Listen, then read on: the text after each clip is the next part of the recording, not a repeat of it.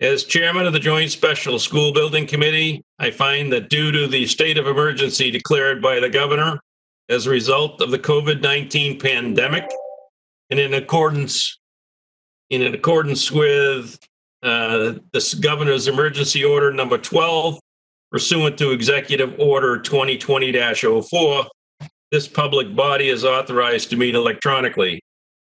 Please note that there is no physical location. Please note that there's no physical location to observe and listen contemporaneously to this meeting, which is authorized pursuant to the governor's emergency order. However, in accordance with the emergency order, I am confirming that we are A, providing public access to the meeting by telephone with additional access possibilities by video or other electronic means. We are utilizing WebEx through the city's IT department for this electronic meeting. All members of the Joint Special School Building Committee have the ability to communicate contemporaneously during this meeting through this platform, and the public has access to contemporaneously listen to the meeting through the following number. And it has changed because of a conflict. The number is 515-604-9094, and the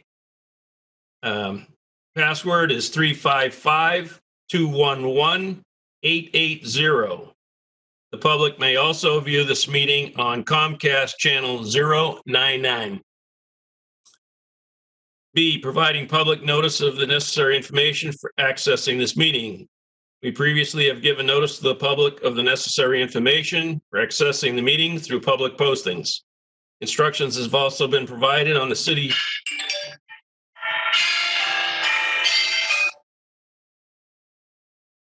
of Nashua's website and on the front and back door of the City Hall and at the Hunt Memorial Library. Providing a mechanism for public to alert the public body during the meeting if there are problems with access. If anyone has a problem accessing the meeting via phone or channel 99, please call 603-821-2049 and they will help you connect. D, adjourning the meeting if the public is unable to access the meeting. In the event that the public is unable to access the meeting via methods mentioned above, the meeting will be adjourned and rescheduled. Please note that all votes that are to be taken during this meeting should be done by roll call.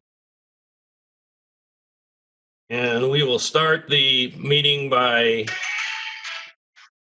taking a roll call of attendance. Would the clerk please call a roll? Alderman Dowd. Present. Alderwoman Wilshire. Excuse me. Everybody has to say whether they're alone, why they're doing it remotely, and they can hear. So I can hear you. I am practicing social distancing as per the government's order, and I am alone. Continue. Alderwoman Wilshire. I am here. I can hear you. I am home under the governor's orders, and I'm home alone. Alderwoman Harriet Gathright. Did I pronounce that correct? I am here. Okay. I'm alone, and I'm following the orders of our governor. Alderwoman Clee. I'm here. I am alone at present, but my husband and two greyhounds are in the home with me. I can hear you, and I'm practicing social distancing. Alderwoman Lou. Yes, I'm here alone. I can hear you, and I'm following the guidelines of the governor. Ms. Raymond. I am here. I can hear you. I'm in my dining room, and I have children, so I'm not ever entirely alone. They will be, no doubt, bothering me at some point. So. But they won't unduly influence my decision.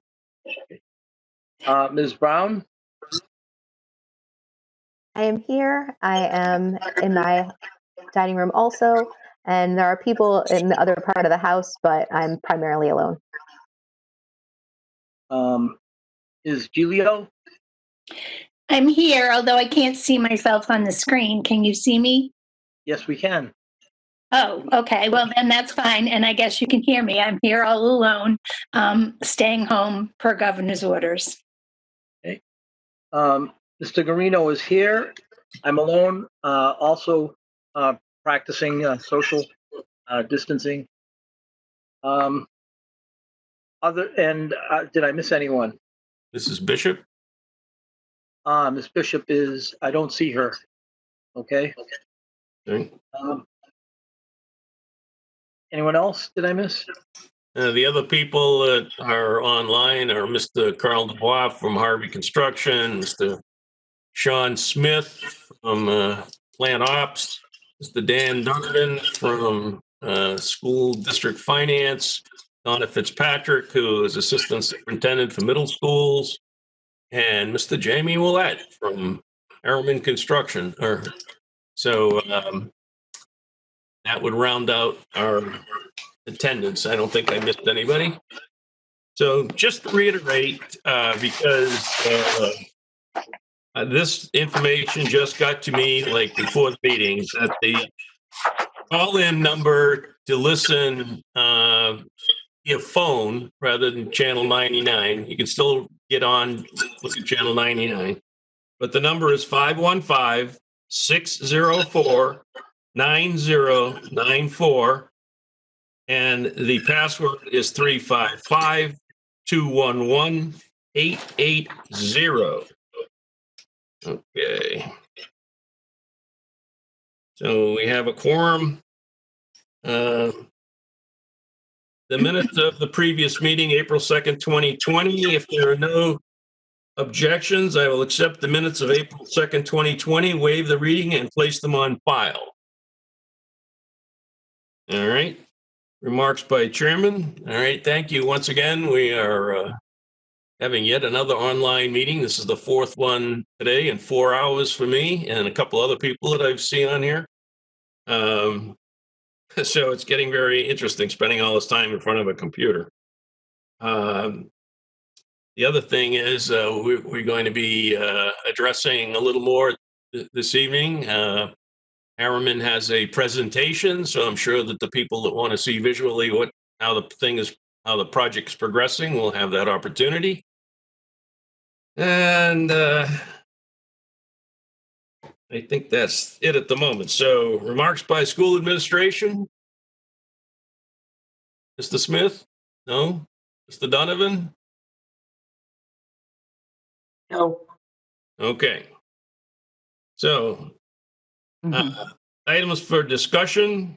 We'll start with the architect's report. Mr. Jamie Ouelette from Harriman, you're on. Hi, everyone. Thank you. So I'm going to try to figure out how to do this presentation. I've not done one through WebEx yet, so we'll see how this works.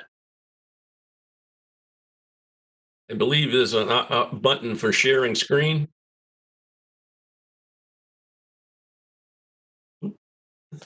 And there it is. Excellent. Okay. Well, now I don't see everyone now, but I'm assuming you can see my slide. Yeah, we can. They're all at the top on mine. All of them at the same time? No, it goes into two different groups. The first group I see is yourself, Sharon, Linda, Oh, I see what you're talking about. and Laurie. Okay. If I click on it, I'll get the rest of them. But you can see my presentation, I correct? can see your presentation. Everybody can see this presentation? Okay, you got a thumbs Yes. up, the Garino. Thank you. So we're here working on the middle school projects. Today we're hoping to, I'll go to the slide here. The agenda should be showing up on your screen. Today we'd like to give some design updates based on one of the comments or a couple of the comments we had received the last JSSBC was we'd like to see along the lines of the programming discussions that we've had and what came out of those programming discussions and what does the plans look like for some of those revisions. So I'll be sharing that some of that today. I'd like to go through the project schedule again and show you where we're at right now and where we're heading. And then talk about some next steps as things progress. So we'll start off at Fairgrounds. Some of the design updates there were created based on a recent meeting. We had meetings during phase 1. Now we're coming into phase 2. And so here's a group of all the people that we ended up meeting with for the programming portion at Fairgrounds. You can see it's a pretty extensive list. It was a long day, a long meeting throughout the entire day. Sharon Godfrey, the principal, had set up meetings. It was about 15, 20 minutes, sometimes 30 minutes, depending on which group it was. And we went through each one of the things and looked at the spaces of the overall school, described to them what we were doing, and explained the schedule of things if they had, and answered any questions they had. Areas, the work that's happening is a little bit more than what you see here, but this highlighted areas are some of the areas that came out of discussions with that programming meeting, and how in different areas that it specifically affected based on discussions we had.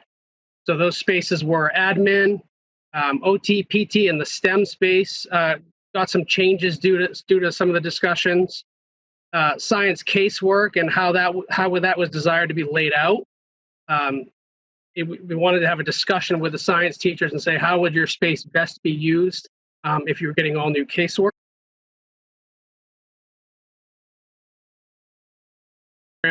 We looked at case layouts and room configurations inside there. So what does that mean? In the admin space, there was a desire for the receptionist, she liked how it was laid out, where you come into a secure vestibule. You can be checked in from the reception desk and either be led into the building or possibly into the main office. She liked the large vestibule. I should say there was 3 receptionists that we met with. They liked the large vestibule.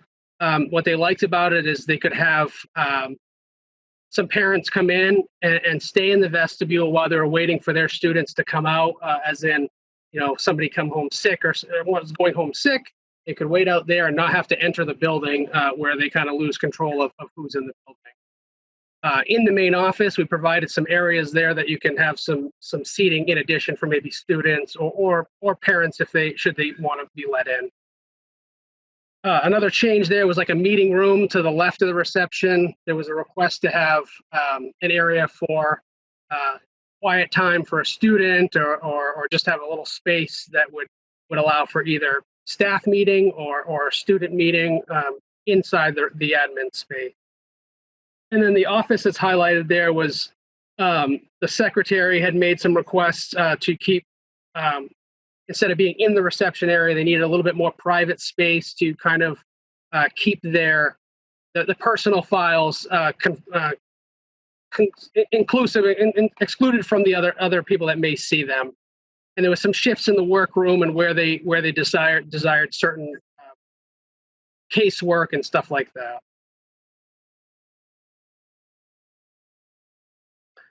In the unified arts and STEM area, several changes came out of that discussion. And some of those were, I don't know if you can see my pointer, probably not. You don't see my pointer. Yes, you can. Oh, you can. So can you see I'm pointing at the storage room right there? I can.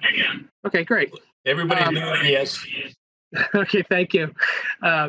So one of the concerns we got was from the band teacher. Originally, we were taking his entire storage and office area, and we were trying to open up that corner of the school to bring in the when you're in the hallway, just bring that arts area and the FACS and those spaces feel more inclusionary in the school. And we still wanted to provide that more open corridor at the corner. And the band teacher was willing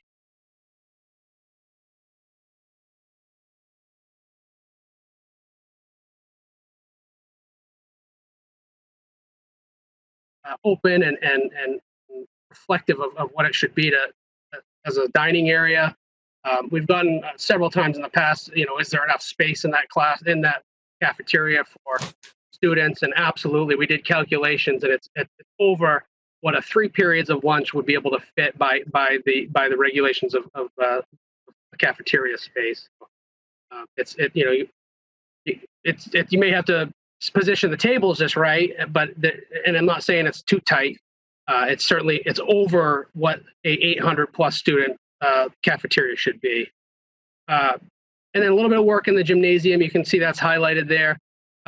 One of the big items was there was a big pushback on showing a stage off from the gymnasium, and we took that to heart, and we made some changes there.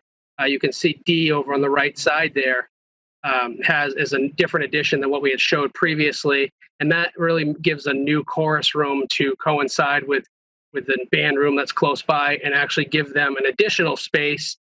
Right now, their keyboarding space is in this tiny little closet with OTPT, and so we moved OTPT out of there and gave them a keyboarding room, and plus put a health room that was shown in the middle of the school over by the gymnasium. So good changes there, and I'll show you what some of those things look like. I don't know, Rick, should I pause for questions or get through, and then what's the best method for that? I'm not going to be able to see everybody, so my suggestion would be to wait till the presentation's over. If people write down questions, we can go back after you're done and answer them. Okay, that sounds fair. So A was the admin area and the nurses area that we had talked about earlier. Here, what we're looking to include in the vestibule is, again, a security window. That the existing main office, you have to come in and then you interact with the receptionist way over here.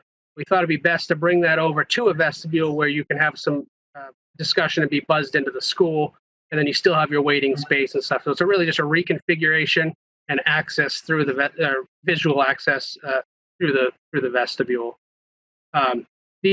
The nurses area was a lot smaller. In fact, this green box here shared the nurses area, the in-house suspension, and a workroom. And this room here, actually not highlighted, but it's kind of a workroom, kind of an office. It was kind of both, and it wasn't well utilized. So we had asked the principal there, what if this becomes a workroom, and then these spaces increase a little bit to allow the nurses' room to have a handicapped toilet, exam space, a couple of cot spaces, and they totally love that idea. So that's what we're presenting here, and I think this will be good if we get this through, and we're going to meet with them again to make sure this fulfills their needs.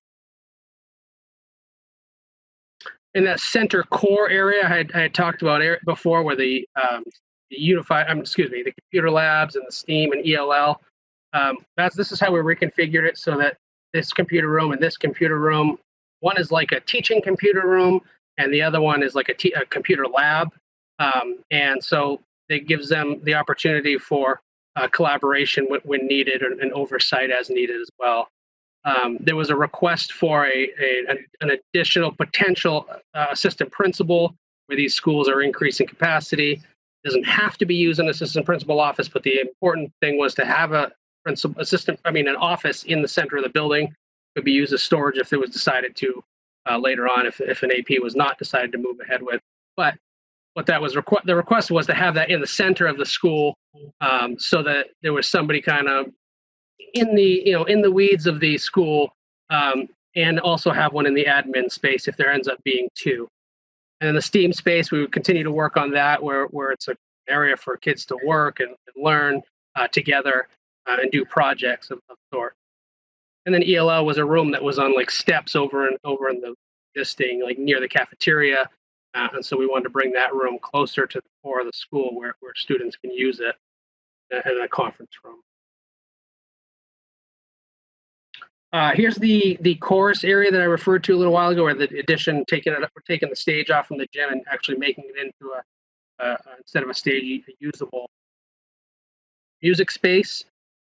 One of the reasons is that they advocate that the stage is used so minimal. Why spend the funds on a stage when we could use a whole other room to teach music in, and not have to have a stage that can only be used for one purpose, and have a room that can be used for multiple purposes, and get it away from the gymnasium that's used often. So what we did is, this was the chorus room with a sliver of a keyboarding space here, and again, PT was in the same space. It kind of blows my mind that could happen, but it did. So we've increased that for health, close to the gym, music keyboarding has, I don't know, doubled, tripled, quadrupled. They get a new chorus space that's close to the band space. They can work together. We think that's going to work great. We're going to go back and just make sure we finesse the discussions with them one more time as soon as we get an opportunity to do that. And then the new middle school. We just met with a lot of the Elm Street staff within, I don't know, must be maybe 2 weeks. It might have been after our last JSSBC. Time's going strange in our homes here. They seem to days after days after days of the same deal. But it was pretty recent that we met with them. It got kind of delayed during some of the COVID stuff and some scheduling conflicts, but we did meet with them finally. Had great conversations with them, and we did it remotely, just shared screens and wrote on the screens together and worked really well. So that just happened. So I think you're not going to see any real big changes in this plan. In fact, this is the same exact plan that you had seen probably in your reports. But there's notes here that came out of that meeting that we're going to look to finesse and address in the plan. Some of those things were the gym. They didn't want the stage there, so we're going to look to relocate that in a different location. We provide separate entrances to boys and girls locker room. Right now, you go down in this plan, you're going down a corridor and then it splits off. They'd rather have it kind of split on separate ends of the gym, possibly. Investigate incorporating more storage off from the gym. Investigate adding a second play field outdoors. OTPT.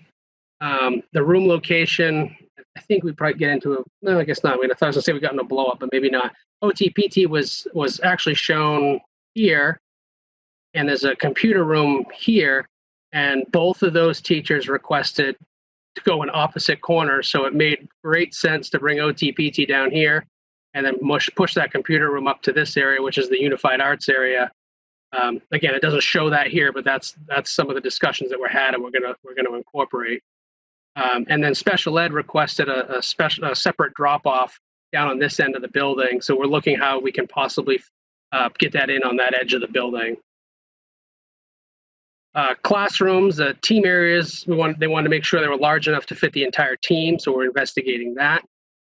Storage considerations were a high priority. Flexibility of classrooms, furniture layouts, a number of computer labs. They noted like about 4 or 5 at Elm Street. So we're looking to make sure that there's the appropriate amount that works for the school side. They really had a hard time at first. Each teacher almost seemed like they had a hard time grasping that they were going from a 1,200 student school down to an 800. So we had to kind of discuss that with them a little bit. And I would say 99.9% of the people totally got it as soon as we said it. They just not something that was on the top of their head. And then in the Unified Arts and STEM area, they wanted creation of a maker space. There was a desire for a middle school auditorium. This site is challenged to have an auditorium for numerous reasons. One, that we don't have the budget; it's not in the budget currently. The site constraints, the size of the property, doesn't support the addition of a auditorium.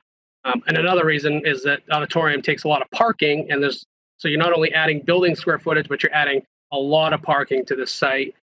Not sure how the neighbors would react. I mean, that's something that's come up with just play fields. So, nighttime events would have to be discussed if that were something that anybody ever. It's again, the site doesn't support an auditorium. If that was something that had to be desired, we'd have to have further discussions about that. And then the music chorus room sizes, there was a little bit of concern about the size of that, so we're just investigating that. All right, schedule. That was the longer portion of my discussion. So I'll move on to the quicker stuff. I like to talk sometimes. I'm stuck at home. Okay, fairgrounds. So schematic design has been finished, and like I said, design development just went out today. Today's Thursday, right? It is Thursday. They went out today.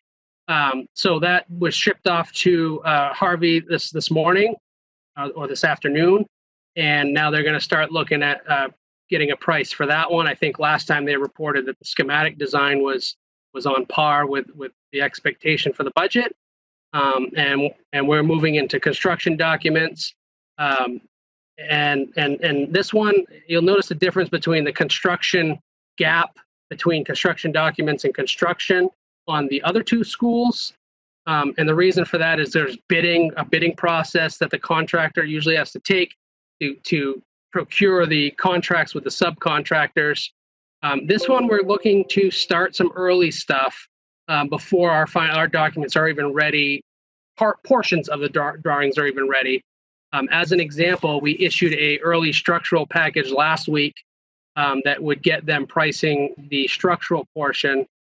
Reason for this is that June's coming up really fast, but we need time to finish our documents. So we are issuing pieces of that Harvey can get and start maybe pricing not only price the steel, but once that's priced, they need to order the steel, and the steel takes time to get to the site. So it's a fine balance of trying to make sure we're far enough along, issue those drawings, let Harvey procure the materials and the labor to do that. So that's why you see that one up tight. I expect Carl may have a little more insight on some of that stuff. I know portables. There's a need for two classroom portables, 4 classrooms total, as swing space during the construction process. Those are not intended to stay there, but they're just to be for the next school year. Again, Carl may want to address that when we get there. So design development was finished today. Penachuk, we just schematic design was just issued. It was late March. I know Harvey's pricing that. I'll let them talk to that. And we're beginning the design development phase as they're doing that pricing process. We're moving to construction documents come around mid-July, and then the project is intended to go up for construction documents in the end of December. We're still working with Harvey on phasing and stuff like that, and when they're going to be doing certain items and when they might need to. It may not make perfect sense to start January, the end of January, where the ground's still frozen, but we're talking with them and trying to finesse the best practice to get that working. So I know teachers are anxious to know what's happening when. We intend to keep everybody in the loop if anything does change. At this time, unless Carl has something to add to that, this is the intent right here. So if anything changes, it's not going to be at the last minute. It'll be as this project evolves as we go down through the months here.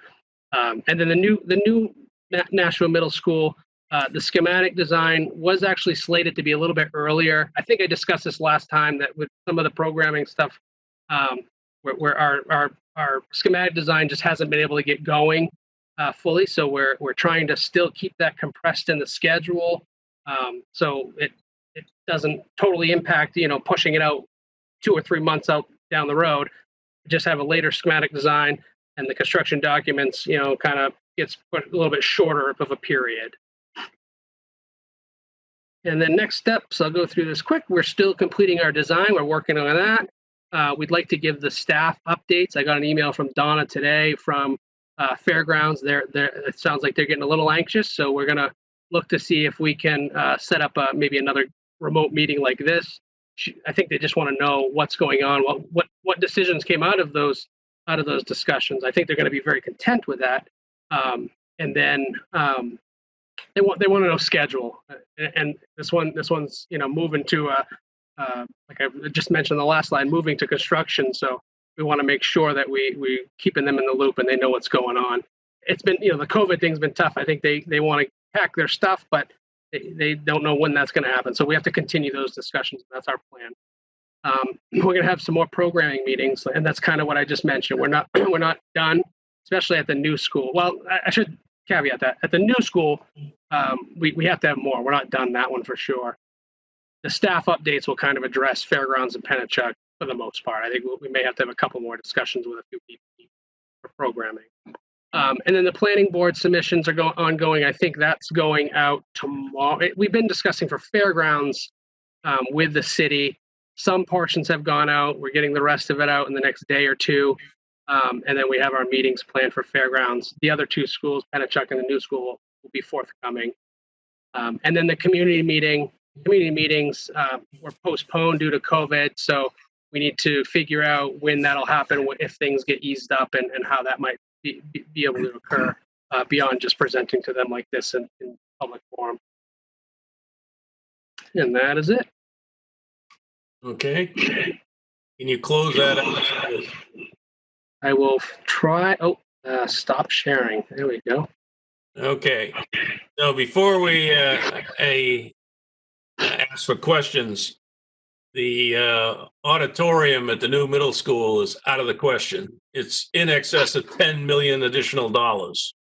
And unless somebody won the megabucks and wants to donate $10 million, it's not going to happen. And as he was mentioning, probably more politely, the neighbors in the neighborhood are not going to want that kind of activity in the evening.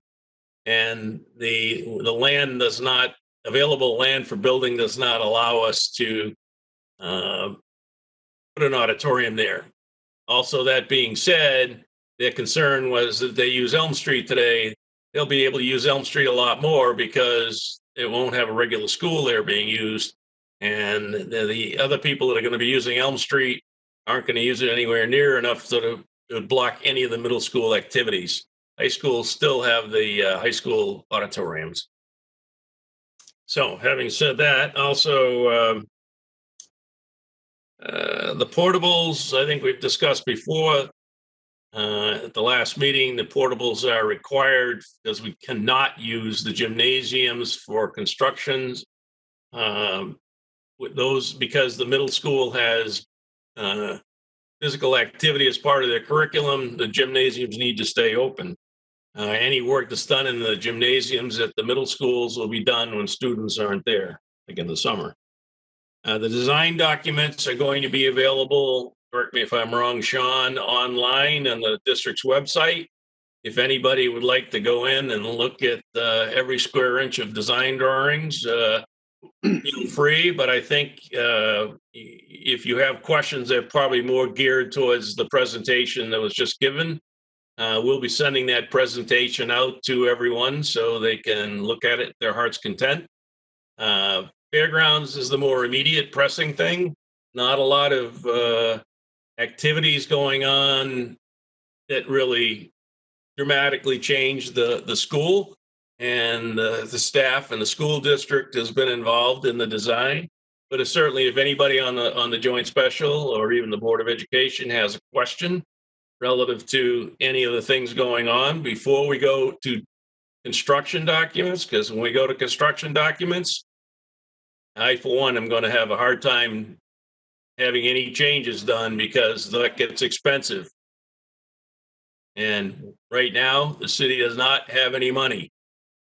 So, just saying that. So, Mr. Dubois, would you now give us an update from the construction manager side? Thank you, Mr. Dowd. Oh, excuse me, before we go there, questions on the Harriman. I saw Jessica Brown first, and then Sharon, and then Elizabeth, and then Trish. Jessica? Yes. Thank you, Mr. Dowd. All right. So I do have several questions. Would right now be about the different things pointed out at several different points in the schools. Do you want me to just go through the list and knock them out? Go ahead. All right. So let's see. I think they actually answered my question about fairgrounds. I'm really glad to hear that we were able to get that meeting with teachers, and I hope we continue to that follow-up meeting. I'm looking forward to having them see how we've modified the plans on that. I'm wondering if, let's see, in the Penachuk gym, is that seating area being expanded at all? Yeah, we were just having a discussion on that recently, and we're looking at so that the court sizes are the one that's there might be a little bit existing, might be a little bit bigger than the junior high school or junior high court size standard. So we're looking to adjust that. Since we're redoing the flooring, it's a good time to adjust it to make the right size courts for junior high. That allows for a couple extra rows of bleachers. But we've been discussing it and haven't fully decided. I think we're working with Harvey to see what that might cost and to see implications of doing it, but adding more bleacher rows that would allow the bleachers to go onto the court. And if you were using the basketball court, you wouldn't pull out as many as would you could pull out. I think Rick might have mentioned that they did that over at one of the high schools, possibly. Both high schools. Yeah. So we're looking into that, making sure it's feasible. It's not likely that the bleachers will hold 800 students. I mean, I looked at it at Fairgrounds just the other day, and it would be like 20 plus feet in the air. At Fairgrounds, it doesn't fit. I can tell you that for sure. I haven't gone to officially check at Pennachuck, so it may not have shown all the rows that are going to be there. We're looking at seeing if we can potentially get more at Pennachuck. All right. Thank you. I appreciate you looking into that. And then I would like to know eventually down the line what kind of a spectator and gym space we're looking at the new middle school. Because right now at Elm Street, they've got the really big gym in addition to the smaller gym. And so, it doesn't lend itself very well to fostering team spirit and having spectators and kids come and stay after class.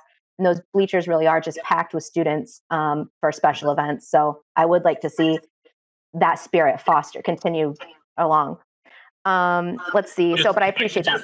If I could just interrupt you there, that gymnasium, the big gymnasium and the secondary gymnasium at Elm Street, that was built as a high school and has the capacities that go along with a high school and 12 to 1,400 students. We're going to have 800 students, so there won't be a second gym, and the gym will be large enough to handle what a middle school state requirements are. Excellent. Well, that's perfect because you just led me into my next question. So as the 800 students, does that actually include 800 students divided between the 3 schools exclusively? Because right now I realize Elm Street is housing far more students than the other 2 schools. We have talked about adding in an intensive need program and some the behavior classrooms available at the other middle schools, or focusing one school where we have a good quality flexible space where those kids can have their needs met. Are we calculating for that space when we're talking about the 800 students? Are we talking about 800 traditionally learning students or 600 students plus 200 intensive needs students? I think it's the second, and I'm not the one that did the full programming. Lisa's not here tonight, but I'm pretty sure that was the second one that you mentioned. We included an additional space in the basement there to give us some more flexibility and space. It's not basement. I say basement. It's misdirection direction area. It's the lower floor. It's ground floor. It's just like the lower ground floor, I guess we'd call it.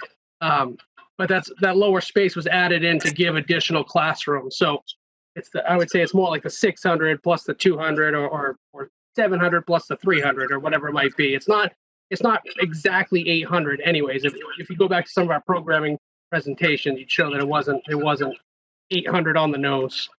All right.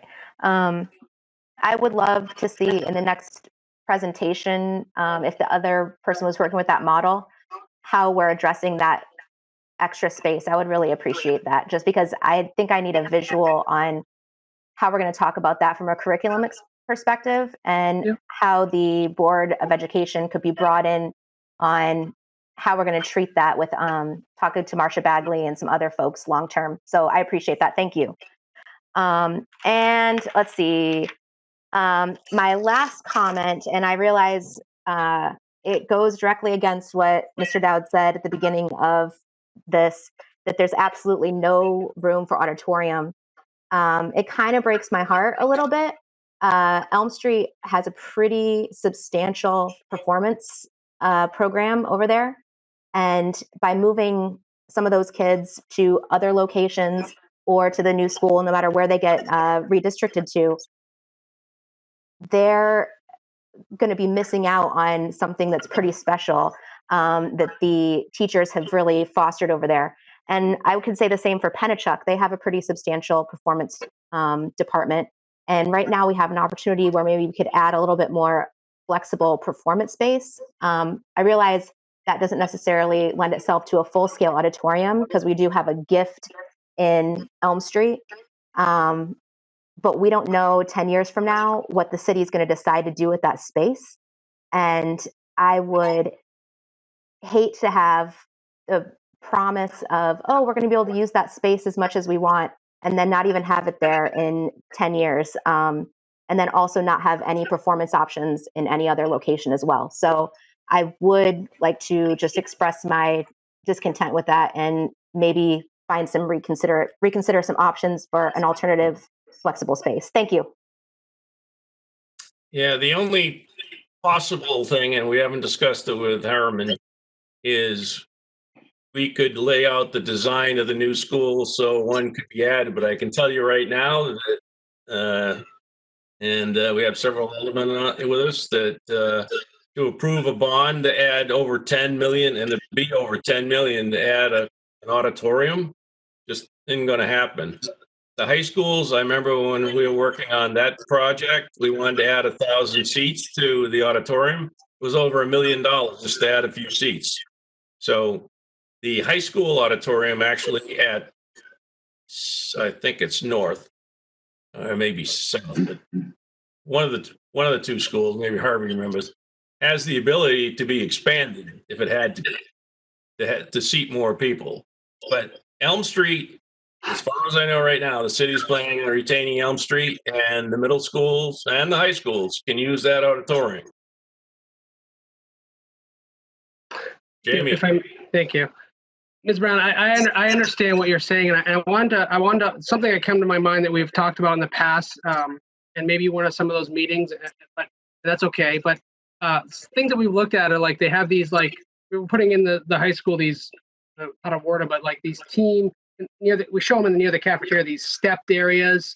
And we've seen in other schools where they don't, not large scale productions, but students can use, creative displays of production kind of in these spaces where they might use the stairways as an area for performance. Again, not large scale performance. I understand the discussion on that, but just there's some other creative ideas that we've seen to help foster some of those inspirational performance type things. And as far as the stages in the existing middle schools and the new middle schools, the music teachers and the art teachers didn't want it. He didn't want it. They, especially part of the gymnasium. So they said that they would rather use the ability to use the high schools and Elm Street, and so that was the input that they provided.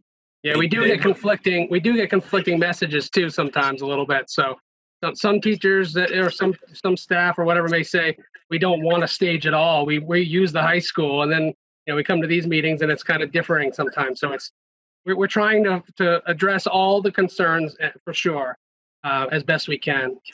I appreciate that. Thank you very much. And I just wanted to go on the record to say that I would love some, especially for the new construction spots, checking into those flexible space options. Yeah, and don't get me wrong, I was part of the arts for a long time, and it wouldn't bother me at all to have an auditorium at the new middle school. But working with the neighbors and people surrounding, and the cost, and I know what the costs are because we went through that at the high school. Auditoriums are hugely expensive. The Performing Arts Center is like on a $15-20 million. So, and it's probably about the same size you're thinking of building. So I can tell you right now, with everything that's going on, the city doesn't have that kind of money. And I know, I've been through this budget book 100 times already. Okay, any other questions? Sharon? Yeah, I just have two. First of all, since we're going to remote, you can hear me okay, right? My mic is on. I can hear you. Since we're going to remote learning for the rest of the school year, is there any opportunity for the construction at Fairgrounds to start a little bit earlier? Great question. It's come up. It's come up before. Somebody else has asked them that. Did Rick plant that question to you? Oh, absolutely. No. So I mean, I think we're looking at every avenue we can to expedite the construction start, but in all honesty, the getting it started sooner, we need to design, we need to pass it by the teachers and stuff again. We don't want to over rush anything, and not only that, but it's got to go to planning board, and that's going to take till end of May, I think, is their next meeting. And then the building department has been working with us. In fact, extremely well. I got some comments back from the plan reviewer on a schematic design level, which is that's kind of unheard of. They don't even want to bother usually. But you got to give me a few comments back. We just sent the design development set for fairgrounds to them today, as well as the fire marshal. And they're willing to look at it early. They're working with us well, but it's still not something I think it'll be able to be pushed, weeks and weeks. I mean, we're already at the end of April, so. Yeah. Okay. And we started as soon as they can, and I have to say that Director Marchand has been outstanding in helping us, as well as all the other city departments.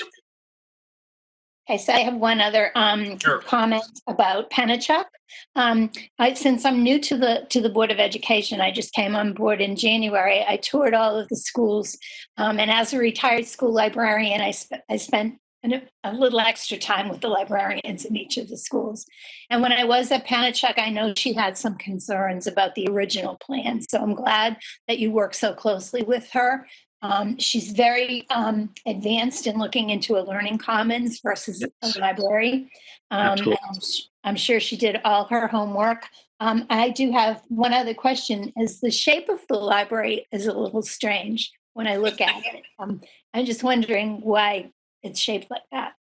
So yeah, I want to advocate for the librarian. There was fantastic, and we're not done meeting with her. We did promise we'd come back and just share what we took out of her expressing to us what she needed. So we want to make sure we pass that by her again. The plans you'll see, even in the schematic design, if you go and see those online, or the plans from this presentation are not finalized. They're still a work in progress. So. What was your second question? Shape of the library. The shape. Oh yes, there's that one. So that you see that's kind of like sloped on one end. There's a rather large, it's like 56 inch storm drain that goes down the property and has an easement.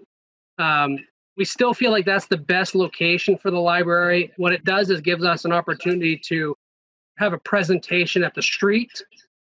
Where you're with a main street, kind of that side of the building's just sloped roofs right now. So it'd be nice to have something that's a nice element at the end of the school. So we don't think moving it's the right choice.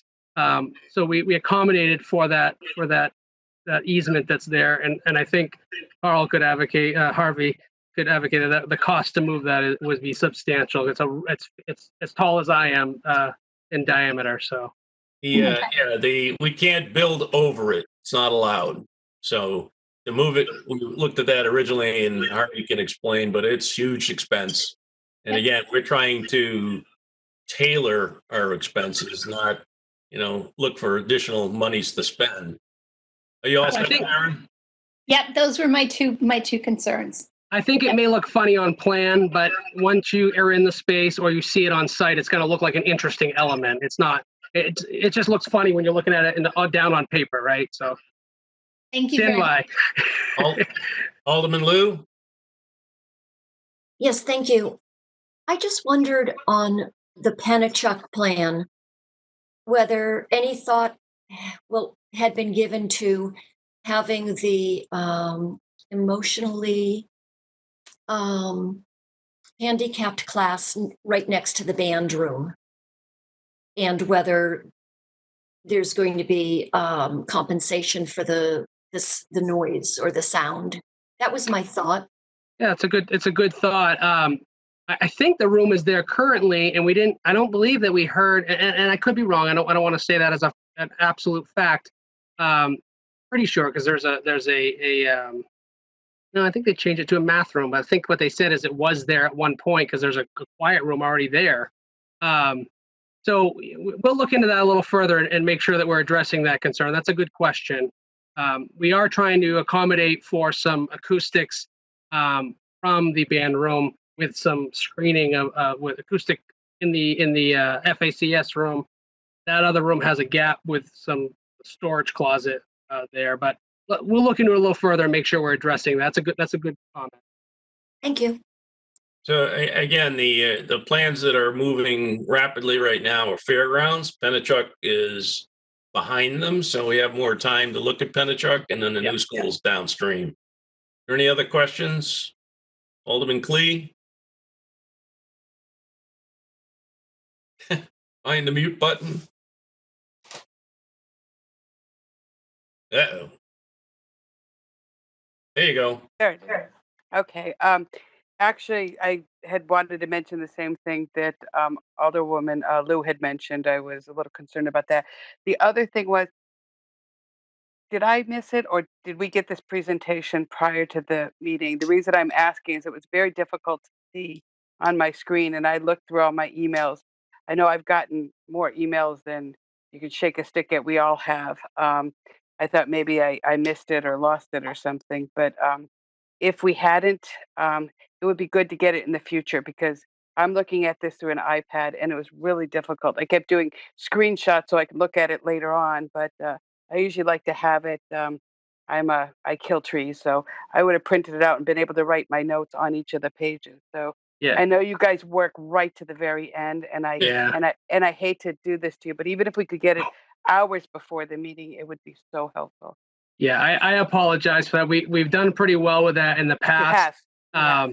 We were pushing out fairgrounds design development today, and so the presentation was built right up to the last minute, and I just shared it basically on screen here.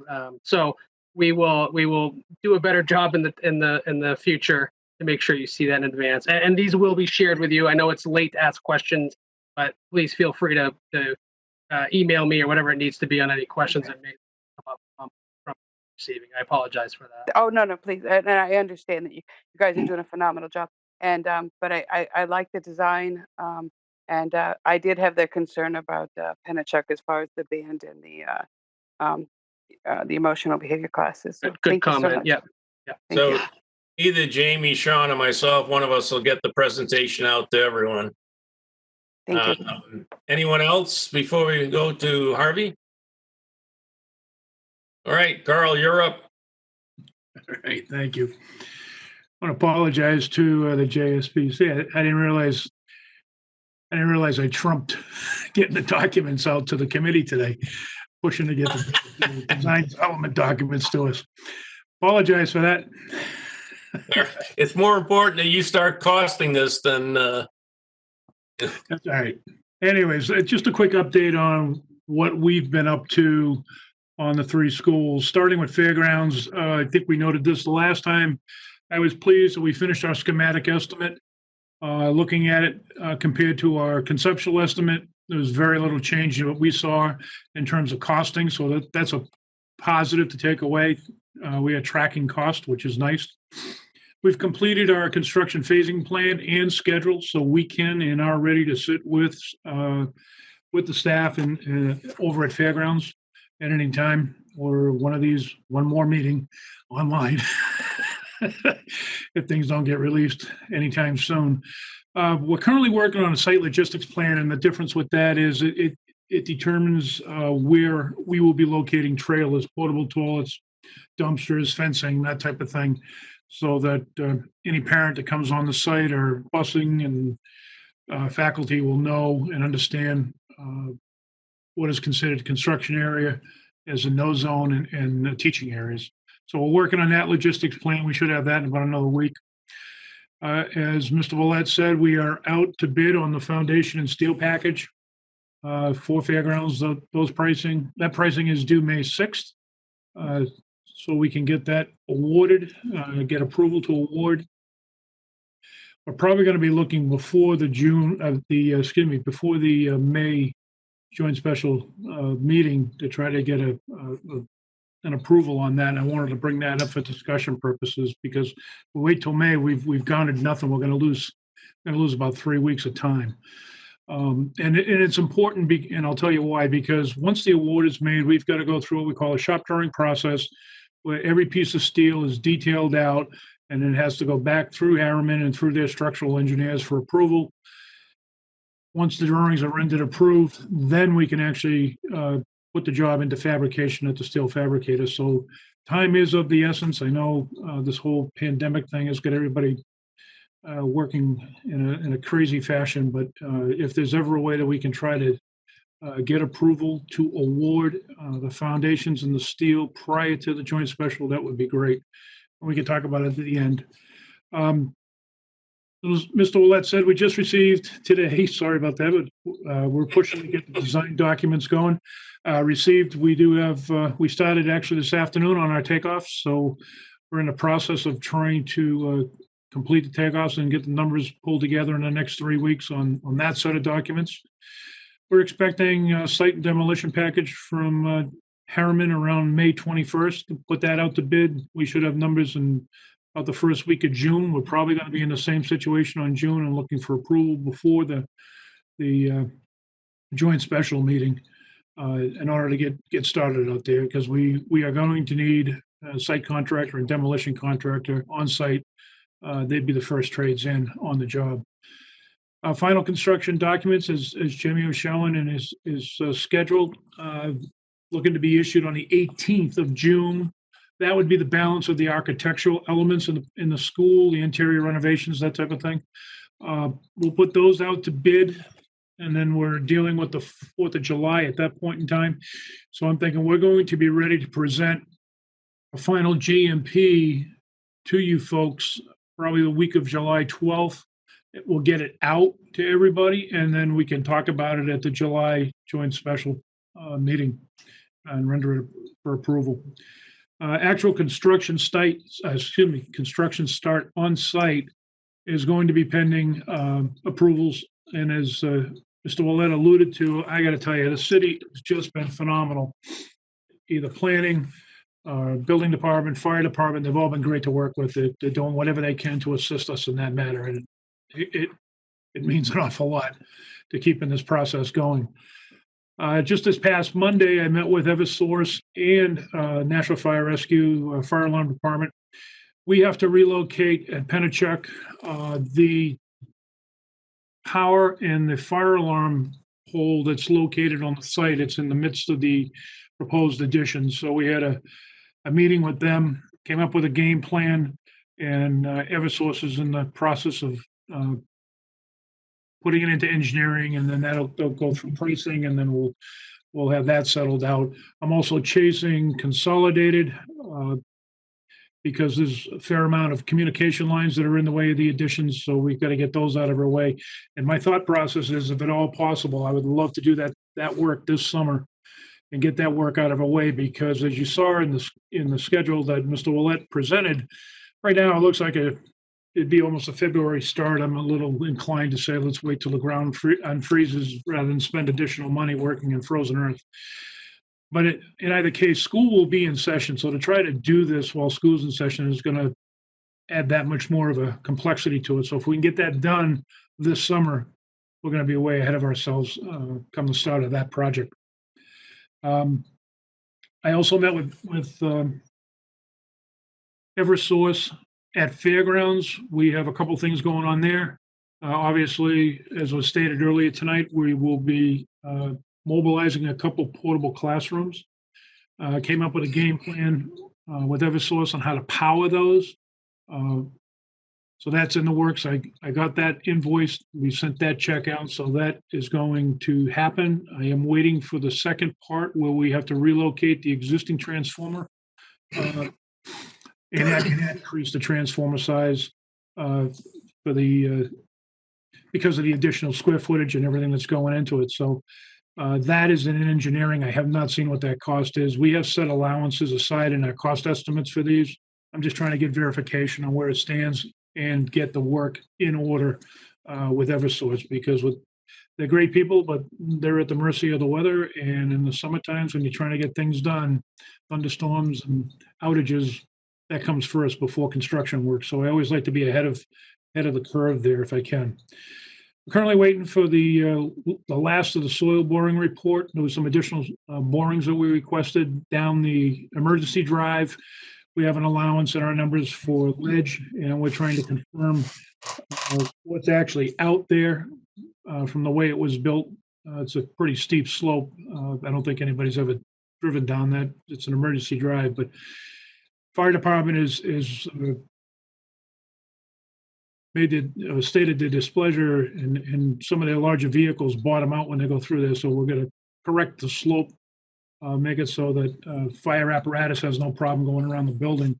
And I'm just trying to confirm that the numbers that we're carrying for ledge removal are accurate. So once we get that boring report, we'll go back looking at our numbers and see and make sure we're good there. We reviewed, commented the construction testing and commissioning bid packages that Mr. Smith issued, trying to help him along there. And we're assisting Mr. Smith with the city approvals that are required for these portable classrooms. We've got to follow up with some documents. We already have the foundation design in hand from the trailer company. We've got to submit that along with plumbing, electrical plans, and fire alarm plans, and get the city to sign, city building department to sign off on that before we can get started. So all that is in the works. That's where we are on fairgrounds. Like I said, I think we're in good shape to sit down with the staff, or in particular the principal of the school, so that can understand how we're going to mobilize, where we're going to be, when we're going to be where. Regarding Penachuk, again, we received schematic drawings from Harriman on April 9th. We're just about wrapped up. Early next week, we should be wrapped up with our schematic estimate and see how that's faring compared to our conceptual estimate that we put together months ago. We finalized the construction phasing plan. I think I mentioned in the last meeting, we're working on that. We have a phasing plan established on how we're going to get through this. All told, I think it's a dozen phases. Try to work our way around the school. We have our schedule established too, so we can sit at any time, and I know it's a little early right now for Penachuk, but we are ready ahead of time to sit with staff and faculty there too. We will be working on a logistics plan once we finish the one on fairgrounds. We met, I said earlier, with the fire marshal. We're waiting for a set of documents to help Mr. Smith and the school department out with the renovations that Mr. Ouelette talked about tonight regarding the security changes to the vestibule. The only time we can get that done is this summer. They've asked for our assistance to go in and get that done. So once we get the documents, we'll put it out to bid. It looks like we'll be at Penachuk this summer renovating the lobby and the admin area. Other than that, I think that's about it. We've been working, the other utility that's got to be relocated at Penachuk is the current fiber line that feeds the building. Been in a series of communication via email between Mr. Smith and the IT department. And once I can actually meet and have a meeting on site with Consolidated, I'll try to get that coordinated so that everybody's pleased with where that's going to be relocated, how it's going to be relocated, and when it'll be relocated. Regarding the middle school, there's not too much. We're pretty quiet right now for us. We're waiting for the schematic documents to get into our next round of costing and estimating. Those documents are due April 30th. Beyond that, I think the only thing we've done over there right now is city engineer actually had a study done by Hannah Swanson, local civil engineer, looking at what the sewer capacity is. It's a great move by him so that we know and understand where we can tie in and what the impact of the new school is going to be based on the infrastructure that's in the ground already. So that was a good study, and looks like we have capacity depending on which way we go. So that doesn't seem to be like it's going to be a problem. So in a nutshell, that's what we've been up to.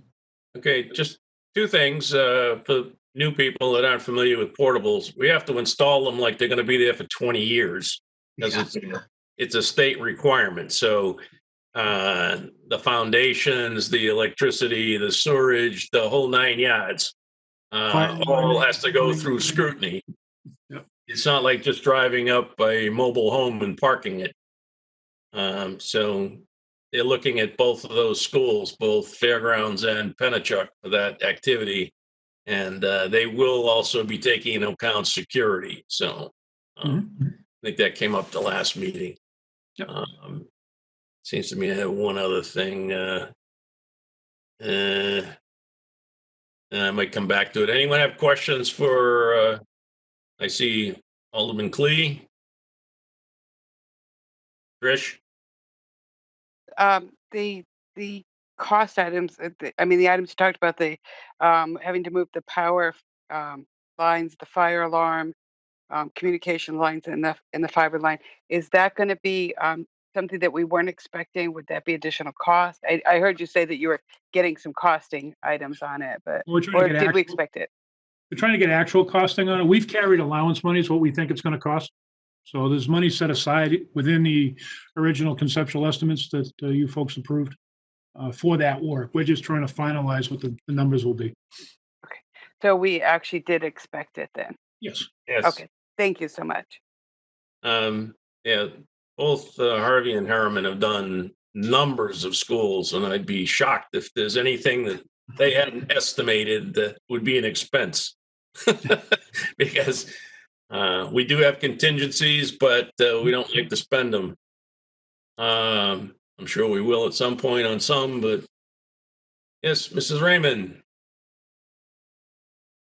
Okay, thank you. I just wanted to say how pleased I am about doing the security work for the vestibule at Pennachuck this summer.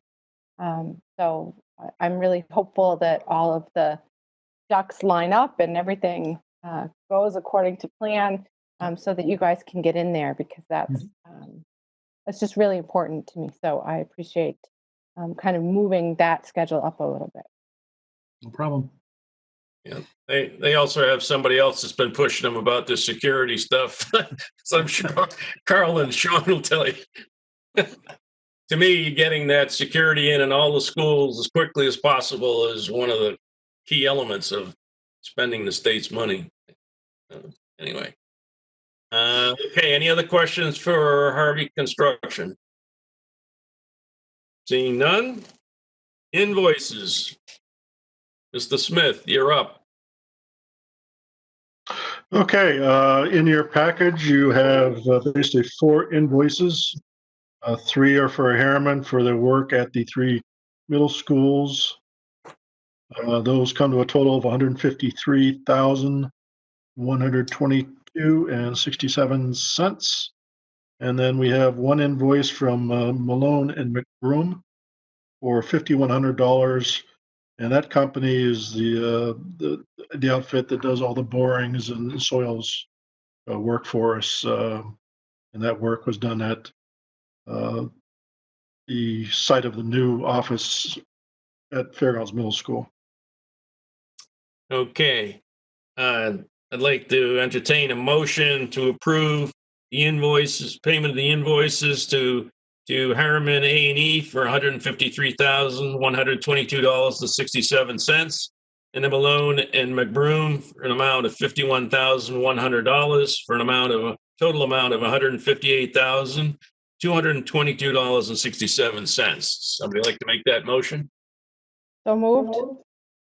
Mrs. Raymond made the motion. Is there any discussion?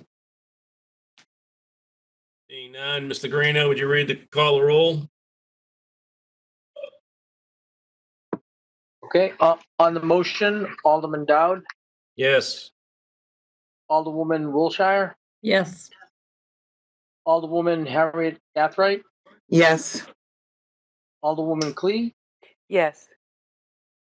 Alderwoman Lou, Yes. Ms. Raymond, Yes. Mr. Guarino votes yes. Ms. Brown, Yes. Ms. Gilio, Yes. motion carries 9-0. Okay, excellent. By the way, the one thing I was going to bring up was that study that Carl explained about the sewerage. I read the whole thing through. I don't know why it was so interesting to me, but It not only states that the sewerage lines in that area can handle the new middle school, they can also handle all the proposed new construction in that area without any problems whatsoever. If anybody would like to read that report, I'd be happy to send it to you. Just send me an email and I'll send it to you. But it just goes through pipe to pipe to pipe and sizes and flow for gallons per minute if you're interested in that kind of thing. I guess that's because I'm an engineer, but anyway. All right, next thing is the Pennachuck Middle School sprinkler system assessment. Who's tackling that? I guess I can start with it. I think everybody recalls that 3 or 4 weeks ago, we had an issue at Pennachuck where we had basically it was just a pinhole leak in the sprinkler system that caused water to fill what is called the dry portion of the system, and basically flooded a classroom. Luckily, there weren't papers on the desks and things like that. So the main damage was just a little bit of sheetrock and then the suspended ceilings. But that's not the first time that this has happened with that system. It's was original to the school, so that was built in the late 80s, 1980s that is. And so it's over 30 years old. In talking to Carl and some other people, not unusual for systems that particular construction and that age to start developing this sort of thing. I recall incidents like this going on probably back in the early 2000s in some portions of the school.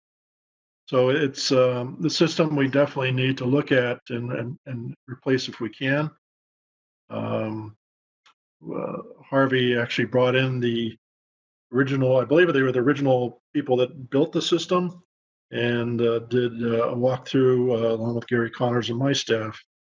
And I believe they presented that to Harriman, and we've been going back and forth on what to do with it. I think, Carl, and correct me if I'm wrong, if we were to go with any one of the systems, we're $150,000 anyway. That's not something this project planned on doing, but obviously it needs to be done in some way, shape, or form. I know Alderman Dowd's been talking to risk management about the issue. So really the next step is to have that same contractor do a test of the system and do some calculations on what different types of pipe would both cost, and with fire sprinkler systems, the flow rate is very important to the fire department. Make sure that sufficient water goes through them. So those calculations have to be done. I believe that's probably the next step in this process. So tonight we're just giving you an update on where we stand with all of that. And did I miss anything, Carl? Yeah, just to go a little further, maybe, Sean, just for the folks at home and the folks here online. What we're talking about, there's two types of sprinkler systems that are available. There's what they call a wet sprinkler system, where the pipes are constantly filled with water. And there's a dry sprinkler system. And the dry sprinkler system is used in areas such as cold attics, that type of thing, where you don't want water in the pipes because obviously you'll end up with freeze and some pipes breaking. Because of the slope roofs and the trusses that are out of Pennachuck, you have both systems on that job.